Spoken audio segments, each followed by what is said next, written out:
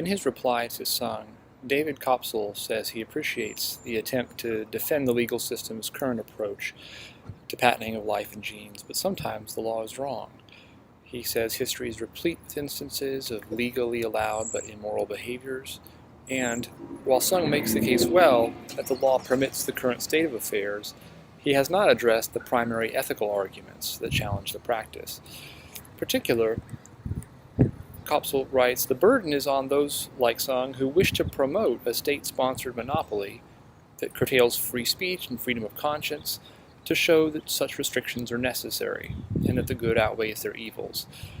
Utilitarians who wish to suggest that IP on life, forms, genes, and tissues is necessary to promote progress can point to no utilitarian calculus or historical evidence that promotes their case, but worse, there are a number of studies that show the opposite, that the utilitarian arguments for IP protection are ill-founded and not supported by the actual evidence.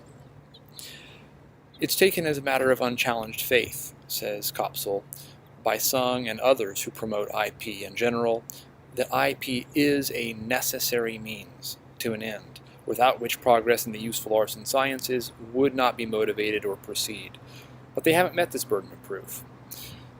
Such monopolies, says Koepsell, should be granted hesitatingly, if at all, and under a utilitarian framework only if the good clearly outweighs the bad.